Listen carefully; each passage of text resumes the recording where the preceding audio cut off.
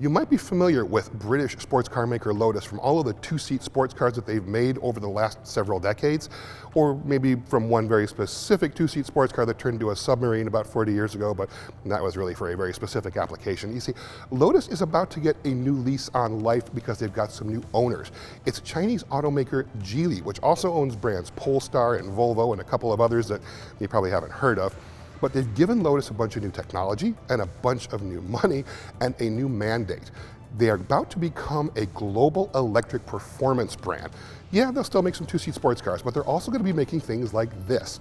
This is the new Emeya. It's a 4-seat, all-electric, 4-door, high-performance GT sedan coming from Lotus. It'll arrive as a 2025 model in late 2024 in the United States.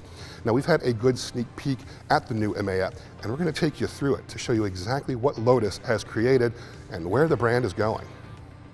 From a styling standpoint, well, the idea here is all about aerodynamics. This thing has a lot of active aerodynamics in terms of active grille shutters and adaptive air dam. All of it is meant to improve the airflow through and over and underneath the vehicle. From a styling standpoint, it obviously doesn't look like anything that Lotus has created before, but it honestly doesn't look like anything that anyone has created before, but I like it.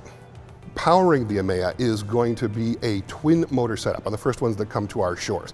It's going to be making about 905 horsepower, and supposedly it's good for a 0 to 60 time of just about 2.8 seconds. Now, it uses a 102 kilowatt hour battery pack, which is a pretty big pack for a car this size. And it can charge at 350 kilowatts, meaning it can go from about 10% charge to 80% charge in right around 20 minutes, which is pretty good for any kind of electric car.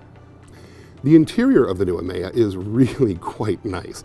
All of the materials in here are either sustainable or recyclable, so everything in here has a really great provenance to it, but the assembly quality, the stitching, the luxurious feel to everything, this is far nicer than anything I've ever seen in a Tesla Model S or, to be honest, a Mercedes-Benz EQE as well. You've got 3 screens in here. You've got a large central screen, which also acts as your touchscreen for pretty much all of the controls, including things like climate control, which is something we're never terribly big on, but we're getting used to it, I suppose. But there are 2 additional screens, some slim, smaller informational screens on the left and right side, one for the driver, one for the passenger. The driver's side one includes the basic necessities like speedometer, warning signs, external temperature, things like that. And the passenger one includes things like what day of the week it is and maybe some audio information as well. The seats are extremely comfortable. This is a 4-passenger version, so it's got bucket seats in the rear as well, and the center console, which extends all the way through to the back. The battery in here is fairly low in the floor, so you're really not having any issue in terms of headroom or seats that are up too high in the front or the back. So the whole thing looks to be pretty comfortable. Now, we'll know for sure once we actually get to drive one, probably sometime next year. Now, the back seat's not quite as spacious as the front seat, and this is really kind of a mid-sized sedan. If you're thinking Porsche Taycan, you're probably in the right neighborhood instead of something larger like a Lucid Air or a Model S. But there are some neat features back here. You've got these 2 bucket seats, and you've got a lot of storage in the middle as well, but you've also got this touchscreen back here that controls things like audio and the local climate control as well. One thing you should not expect when the Emeya comes to the United States are these. Instead of traditional side view mirrors, this version has camera mirrors that actually correspond to a display on the door inside the vehicle. They're not legal in the United States, unfortunately, so if you do want to see something like this appear on a vehicle in the US, well, write your congressman.